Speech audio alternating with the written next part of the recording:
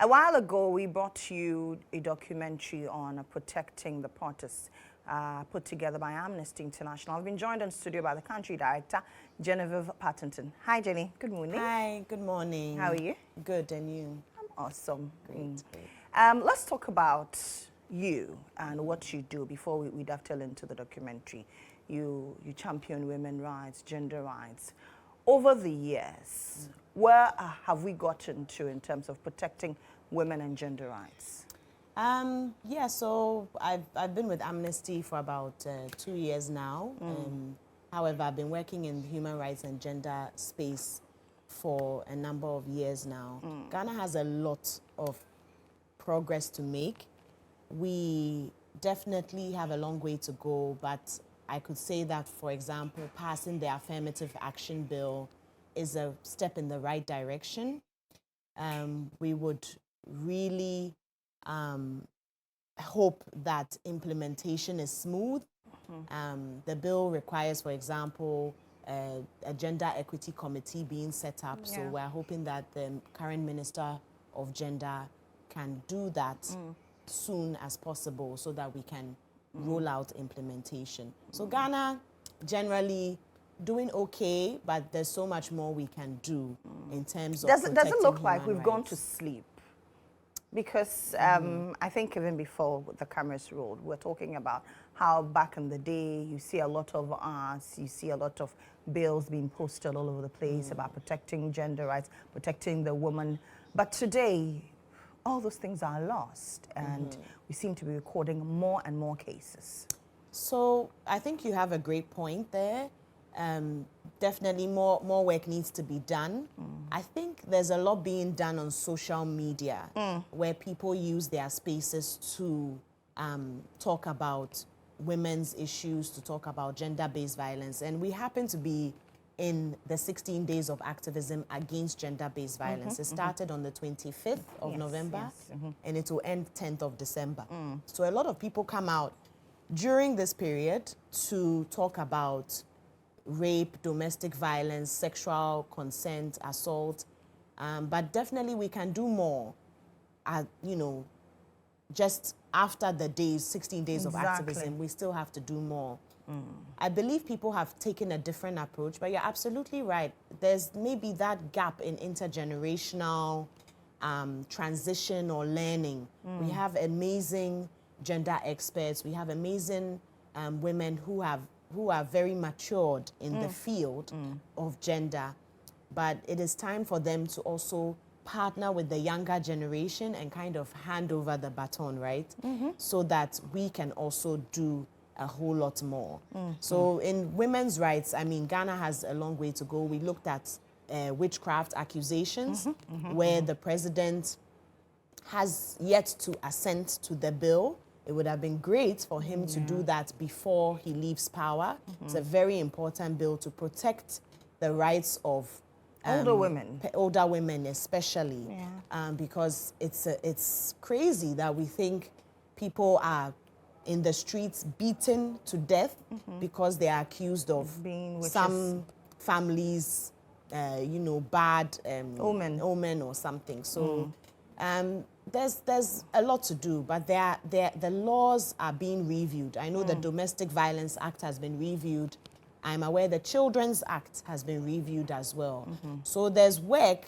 I always say Ghana has some of the most beautiful, detailed laws, but our issue is but our issue is with implementation. How are we implementing it? How are we getting different generations to understand and to claim their rights, whether they are women, men, boys, or girls? So this is something that Ghana really, really has to work on. And I'm happy that it's 16 days of activism. It's people can come out and really show their support on gender-based violence. So let's talk about this documentary, Protect the Protest. What informed this decision to put together such a documentary? So Protect the Protest is a global campaign by Amnesty International. And we here in Ghana, we believed that, okay, getting towards elections, there'll be an increase in demonstrations. So we decided that it was very important that we take up this mantle of campaigning on peaceful assembly in Ghana. Right. So we launched the campaign earlier this year. Okay. And there are certain aspects we are looking at. For example, we are training our membership. Amnesty International is a membership-based organization. You can be a member if you like. And what we are doing is we are training our membership on protest observation. That is the first thing. How do we observe protests and ensure that, how do we record and document human rights abuses during protests? How do we ensure that, okay, the police did a good job? Did they do a good job? How do we record that along with media? I know a lot of press attend we cover them a lot, yes. You cover them completely. And sometimes we are caught in exactly, you are caught in the yeah. crossfire. So how are we able to document these issues as a human rights organization? So that's the first thing we have started doing. We're also looking on how to be safe during protests. So we're working with trade unions, we're working with groups that are more likely to engage in protests and training them on how to be safe during protests, because most of the time as bystanders, or maybe you don't wear the appropriate clothing during protests. Sometimes you may wear sandals. Sandals can tear, or slippers during a protest. So we try our best to also, do some public education on safety protocol during protests, but also how to engage with the police if you are picked up. That is also very important. And then lastly, we're trying to look at, we have to always look at the advocacy side. You mentioned a very critical point. Yes. What to do when the police picks you up. We've seen a lot of videos circulating where when a police person or when the police picks up the protesters, the way they conduct themselves. How should protesters conduct themselves? I mean, in the spur of the moment, sometimes somebody is just a bystander, just trying to peep, and then they are picked up. Yes, so definitely it's, as for, you shouldn't resist arrest. Once they take you, you just remain calm. But once you get to the police station or whatever it is, do not issue a statement until you have legal counsel. So you should request for legal counsel when you get to the police station or on the way there. Do not, it's when you're arrested, they read your rights, that kind of thing. So just ensure that you don't say anything that will implicate you. So it's to remain calm, quiet, do not engage, and just wait for legal counsel. But this is one of the issues that came up in the recent protest of the Stop Galamsey, for example, where for a period of time, protesters were refused legal counsel. They were stretched the time before the police granted them legal counsel. So something like that, you have to do that, and then you're allowed to call a family member or a lawyer. So you should insist that you should be able to call someone so that people know that you've been arrested and taken into custody. So these are the main things you should do should you be picked up during a protest. And then lastly, Amnesty International will be looking at the Public Order Act 1994. And there are some loopholes in the act that the act has been in existence. Do we need to review it? Yes, it needs to be reviewed. But that process has to come. We can give recommendations, but it has to come from government so that it follows due process in Parliament. There's one specific area which deals with notifying the police before you go on a demonstration. Now, notifying the police, they say you can notify the police less than 5 days to a protest. However, there's no clause that specifies when the police should get back to you. So most of the time, what happens is that police would go and seek an injunction in court. They can go to the Court of Appeal to seek an injunction on a demonstration and then come back and say, due to security reasons, you can't have this protest. So that is what is happening. Sometimes you may you've organized everything for 3 months, you've organized your people, you're going on a protest, and then 24 hours to the protest, you get a response from the police that we're very sorry, due to security reasons, you cannot have this protest. So it curtails on the rights of persons regarding their freedom of expression and civic space. And in Ghana in particular, our civic space is shrinking. So that is why we felt that it was important to look at the history of protests in Ghana through this documentary that was showed just before this session. Would you say that protests in Ghanaians naturally are receptive to protests? So I think people love to protest, but because of fear, what is going on right now, you look at the Stop Galamsey now and the number protests, of people that were picked up. 53 people were arrested in total. And this wasn't even done on one day. It was done on different days. It was even done after the protest. People were picked up after the protest. So it puts fear into people. You also looked at the documentary where some journalists were harassed by the police. Someone had her phone, she had to hide her phone. You have every right to record during an abuse of power, during a protest. You can pull out your phone and record.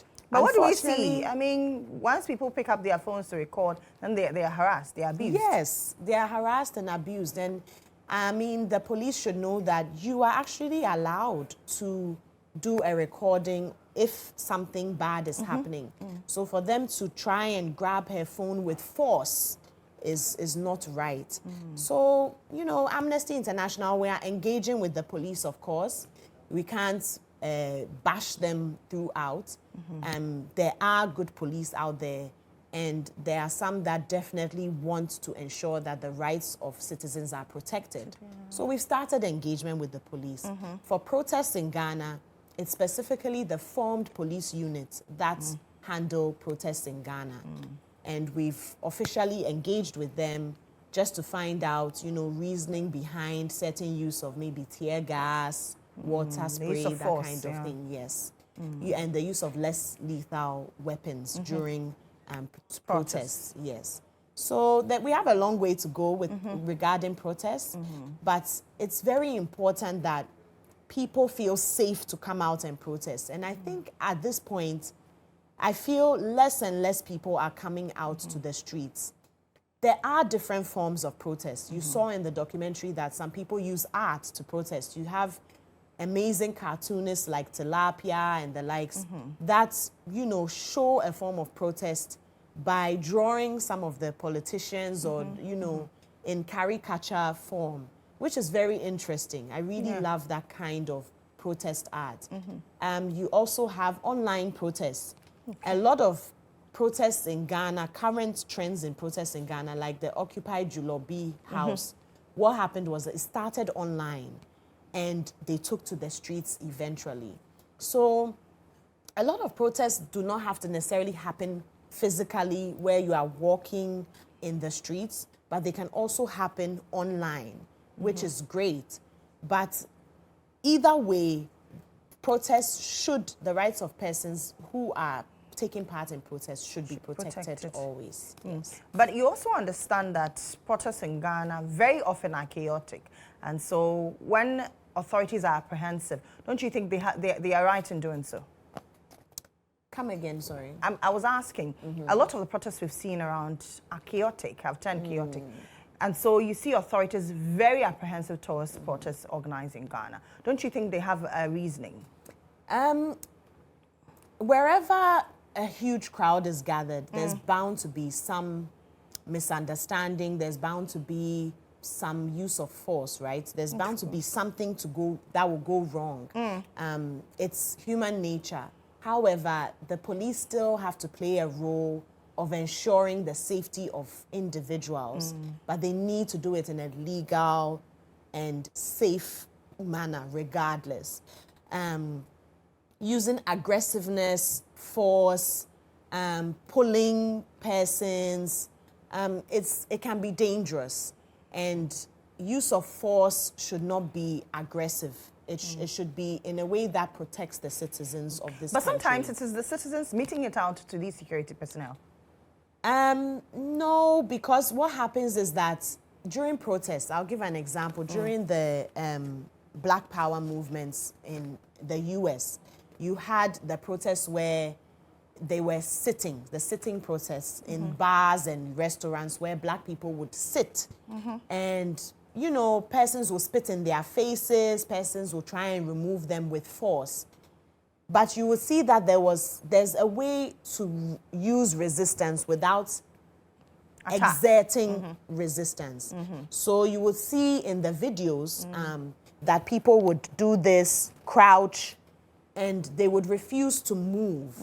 You're allowed to do that during protests. It's a form of civil disobedience. Civil disobedience is basically when you protest where the laws in the country are unjust and do not allow you to exercise the right to protest. So you have in that situation, for example, that, you know, people don't exert force, but people resist. And you are allowed to resist during protests. You are allowed to sit and refuse to move because that is the You're allowed to resist, but not to exert. Exactly. Okay. You are not allowed to exert force. And it goes both ways. It goes both ways. So definitely protests, there are so many things that can happen during a protest. But regardless, security forces need to ensure that both sides are secure and that no harm is done during the protest. So something like tear gas, sometimes I believe they decide whether it's necessary or not to throw tear gas into a crowd, to use water spray in a crowd. They decide how the level of and even rubber intensity, bullets. yes, and rubber bullets. So they decide the intensity of the situation and then they make those decisions. But honestly, sometimes I feel we should avoid using less lethal weapons as much as possible so that we can diffuse the situation without using tear gas and rubber bullets. In all of this, how can the legal systems protect protesters? So with the legal systems, first we have to review the Public Order Act, which is very important. That is a first step. And we have to look at the notification. After sending the notification, we need to create a barrier where police have a maximum amount of time to get back to the group of protesters. Because if they can get back to you at any time, this would definitely, how do you organize yourself? I feel it's a tactic used to disorganize protests, to discourage people from protesting. And the thing is, it has brought so much change in Ghana. You know, protests led to our independence. Protests are something that lead to positive change in society. When there are issues of gender-based violence, when there are issues of economic crisis, doomsaw, we come out and protest for change. Sure. You saw during the pension scheme that the 60 plus, the bondholders, pensioners, yes, they came out to picket. That's also another form of protest where you don't do the march, but you decide you're going to sit at a government entity for the whole day until you get a response from them. It is extremely effective. Protests are extremely effective, and I want to encourage everyone to continue coming out to the streets. Of course, in the right way, notifying the police, but don't be discouraged to come out. We need to come out to the streets. We need to demand our rights. We need to continue to be human rights activists, and we need to demand the change that this country needs to see by coming out to the streets. A while ago, you mentioned the Fawn Police Unit. Yes. You said you have engaged the Fawn Police Unit. Have you heard from them? Yes, we had a meeting with them before the Stop Galamsey protest because we wanted to get an understanding of, you know, why the route was not accepted because, you know, most of the time the police do not want persons to pass in front of Flagstaff House. But the issue is previous protests in Ghana, people have passed by Flagstaff House. So is there a reason why, you know, they'll always bring up security reasons. But sometimes the route that you choose determines how impactful the protests are. So sometimes Okay. the police will tell you to maybe take a route that is not very useful.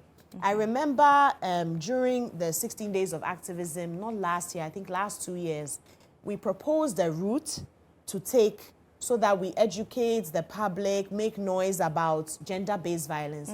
And in fact, the route that was also counter-proposed to us, we felt it would not be of use. There were less people, so in fact, No impact. there was very little impact because the street was not busy.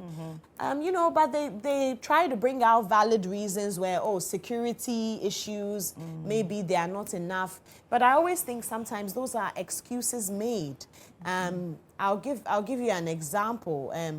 You know, because when they were taking the protesters to the courthouse, there were more than 100 police available for that. Yeah. But when it comes to maybe a demonstration and then we need, so they have the resources to provide that protection and to provide a secure route. So my appeal to the police is also to understand that protest is a very important human right, but it's also a way to effect change in society. So when you propose routes that you are not going to have an impact, it defeats the purpose of that. There's another issue that cropped up during The engagement. the Stop Galamsey now. After it, we realized that the cells at the police stations are poorly equipped. Some are too small.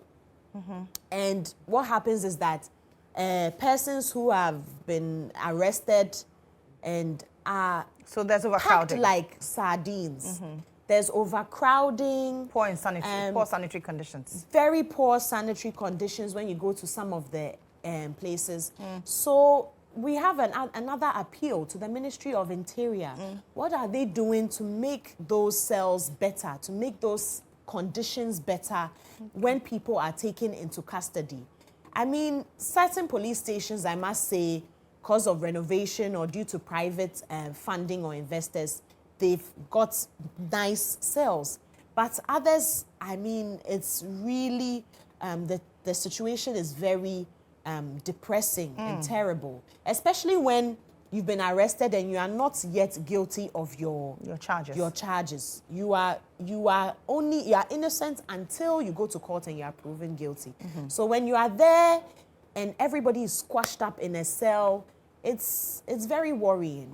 And I feel the government needs to look at conditions of, you know, custody, prison conditions, all those things. They are very, very important for protests, yes. Now, do you think there will be any possible reforms, even after this documentary, after engagement? Do you foresee possible reforms? Absolutely. You know, we've had success, for example, with partial abolition of the death penalty. I mean, that took more than 30 years, I must say. And although no one has been executed since 93, I believe, reforms happened and there was change. So I believe this is a first step in the right direction. We'll continue doing a lot of advocacy and public education, and we'll also review the Public Order Act and give our recommendations to the Office of the Attorney General in good time. We'll have a meeting with them, and then we'll see the way forward on how we can introduce a bill in Parliament to review this Public Order Act. Because at the end of the day, all we want is that people come out, people feel safe to come out and express their discontent, be it political, economic, social, but they should be able to do it freely and they should be able to do it in a safe way. I think the security service especially need a lot of training on handling of protesters and protesters. Yes, so I know they do have a lot of training already, but I think more needs to be done in terms of, especially with women. You see that women are handled really badly during protests. You saw that some women's shirts were being torn, being hassled, the way they were manhandled, you know. There has to be a gendered approach when it comes to protecting the protest. There has to be a more gendered approach so that people see that women need to be treated very differently during protests. We even have to look at the right for children to protest. I saw that there were people under 18 that were at the protest. They have every right to be there because children have the right to protest as well. So this is something that we definitely need to see.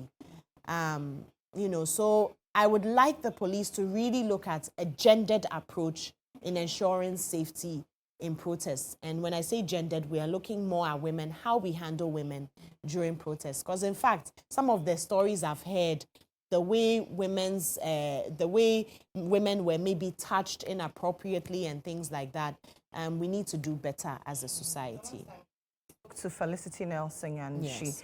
she mentioned that, she was manhandled, and she thought that, at that point, I was not guilty.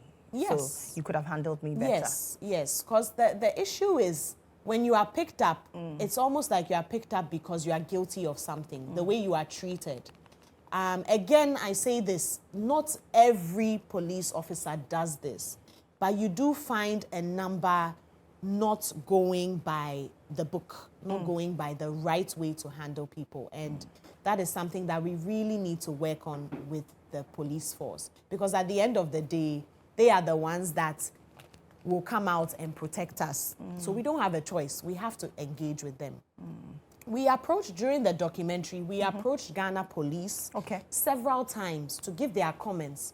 We believe it's very important for the police to engage, but unfortunately, they just kept telling us, we'll get back to you. We'll get back to you. And the truth is, we couldn't wait for them. We used months. We even delayed, launching the documentary just to get their side of the story so that it's a nice, objective documentary. But unfortunately, they did not get back to us. Do you think this lack of reception from the police will hamper effective protest handling going forward? Well, sometimes, they did say they'll get back to us. They didn't give us a no answer, but delay also shows it's also an answer. Yes, delay shows some sort of, stance. But at the end of the day, we believe that dialogue is the key. Dialogue, engaging. We'll continue to engage. We'll continue to push. At the end of the day, if there are disagreements, we need to come together as one. We can't say we won't work with the police. It's impossible. We have to work with them. So whatever engagement that we need to do with them, we are ready to do it. And we'll continue to send them letters. We'll continue. I'm happy that at least the formed police unit welcomed us, and we had a very good discussion. I wouldn't say we left being on the same page, but it's a start. Right. It's a step. And more dialogue, more engagement, we will get there one day where we can say that, the police are really protecting the rights of individuals when they come out to protest. Beyond this documentary, what else would you want to do as Amnesty International and to look at the protection of rights of protesters? Yes. So we would definitely, I mentioned the training in protest observation. I mentioned review of the Public Order Act.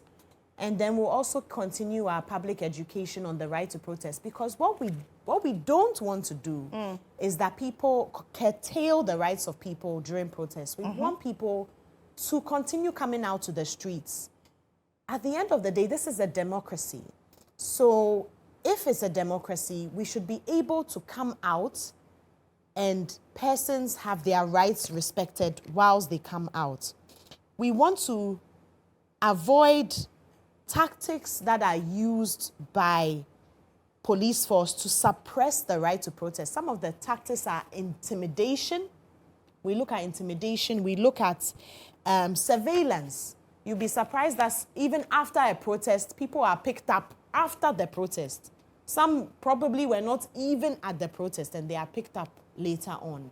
So some of these tactics are used to put fear into people to come out to protest. So we want to ensure that those things stop completely, because it is not right. we also want to push persons to do other forms of protest. It's not just about marching. Sitting protests work really well. They're very effective. Where you decide you're not moving, you will sit for hours until you get a response, until government comes out to tell you something good that they will change.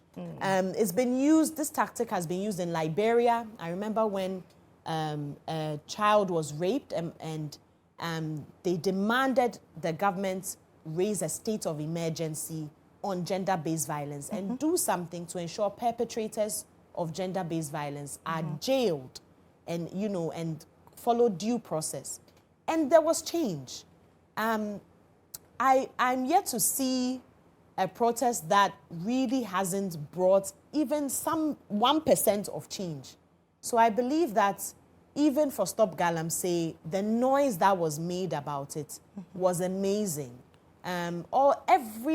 All walks of life, persons from all walks of life, journalists, academics, 60+ persons were on the street, children were on the street protesting about Galamsey. So that should tell you that... Should we encourage that? Children on the streets protesting? Yes, children have the right to protest. That is the thing. Yes, they need to be supervised if they are under a certain age, but if a 16-year-old decides to come out on the streets and protest, they have the right to protest. If you're talking about a 12-year-old, yes, the person has to come with a guardian or someone with them. But if the child is there on their own right, that I want to demand better education from the government, for example, we see in Thailand, there's a huge wave of child protesters, and they are being intimidated, they are being picked up by authorities because they are not allowing them to protest. But children actually have the right to protest. You even see it in senior high schools. Sometimes senior high schools decide that they are, the students decide that they are protesting. So children have the right to protest. That is why it's so important that police make sure the ground is safe for everyone. So this documentary, we pray it goes further, but to educate people, but to also encourage people that, you know, protests should not be seen in the negative sense. Yeah. It is actually done to bring change. I think over the period, that's the picture we've painted. Yes. Unfortunately, that is the picture we paint. When people see people go out to protest, people are like, oh, these people are bad. But they are anti-government. They are anti-government. That is also another issue. People think that protests are anti-government. It is not. What happens is that, yes, there may be certain people pushed into that maybe disrupt the protest. We call them protest disruptors. But genuinely, there are people there that really want to fight for change. And the only way to do that is to make noise. If you want to make noise, sometimes you do it the old-fashioned way, that is come out on the streets. Some people choose to do it online. That is great. I do a lot of activism online. But sometimes you have to come out to the streets as well. And that's why I admire a lot of the journalists. Some of the journalists, they don't even go there to protest. They are there to cover the protest and then get involved in all sorts of aggression. So this is something we need to take seriously in Ghana. The police need to do better. They need to do better. Looking at the human rights abuses of the 53 that were arrested, there needs to be an investigation launched into that because some of them, they have told their stories about how their rights were infringed on. The police have issued several statements that show otherwise. But you're also hearing from the other side. When you hear from the two sides, they are telling different stories. So there's definitely a gap. There's definitely a challenge. How can Amnesty International, how can we ensure that the protesters are heard, but the police are also doing the right thing? So this is something that we want to look at as well. You see some of them, one lady was asthmatic. I know she came on TV and she said she was asthmatic and they took her to the hospital. Even the money to buy the inhaler, there was no money provided. They couldn't get the inhaler for her. These are stories of real individuals. These are real situations that actually happen. We talk about food. I went there. I volunteered one of the days to go and give the protesters some food. And one police station was fine. They received me well. Another police station too was fine. But there was another police station we went to. They told us that visiting hours are up. So we should go home with the food. But imagine volunteers going round the whole evening trying to distribute food to 53 protesters. By all means, we'll get somewhere late. And it's not a visit. Yeah. It is giving someone food. There are basic necessities. Toiletries, food, that kind of thing. And then you refuse and turn us away. Like I said, some police stations were welcoming, others were not. So how do we ensure that, you know, there's a balance within the system, within the Ghana Police Service? More needs to be done. Okay. It's been an interesting conversation. Thank you very much. And you're doing so well, Genevieve. That's Genevieve Partington. So much. She's the country director for Amnesty International.